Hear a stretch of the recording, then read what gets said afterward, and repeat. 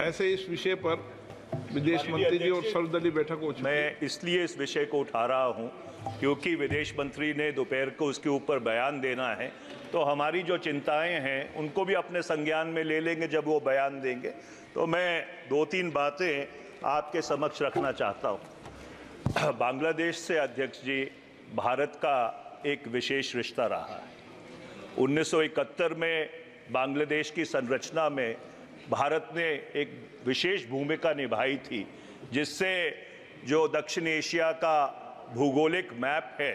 वो 1947 के बाद एक बार फिर से बदला था। जो परिस्थितियां बांग्लादेश में आज की तारीख में उत्पन्न हैं वो बहुत ही संवेदनशील है और बहुत ही चिंताजनक है। जनवरी 2024 में शेख हसीना जी के नेतृत्व में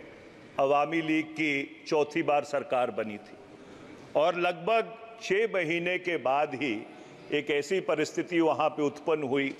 कि एक आंदोलन हुआ और उस आंदोलन के कारण सरकार को इस्तीफा देना पड़ा और शेख हसीना जी को वो मुल्क छोड़ना भी पड़ा।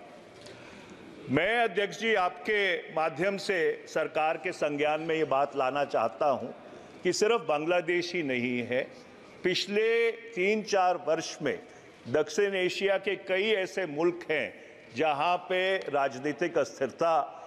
काबिज रही है। चाहे म्यांमार हो, चाहे श्रीलंका हो, चाहे मालदीव्स हो, और पाकिस्तान में भी जो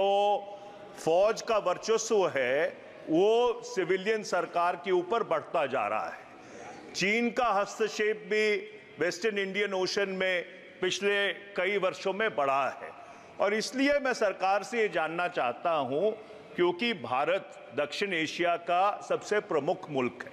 और दक्षिण एशिया में अगर अस्थिरता होती है उसका सीधा सीधा असर भारत पे पड़ता है और सबसे ज़्यादा प्रभाव भारत पे पड़ता है। तो मैं सरकार से ये जानना चाहूँगा, जब विदेश मंत्री जवाब देंगे, कि पिछले कुछ वर्षों में दक्षिण एशिया में राजनीतिक स्थिरता को बहाल रखने के लिए भारत सरकार की तरफ से क्या कदम उठाए गए हैं और अगर ये जो राजनीतिक अस्थिरता है ये इसी तरह फैलती रही तो इसके जो नकारात्मक प्रभाव है वो भारत के ऊपर क्या पड़ने वाले हैं, ये मैं आपके संज्ञान में लाना चाहता हूं।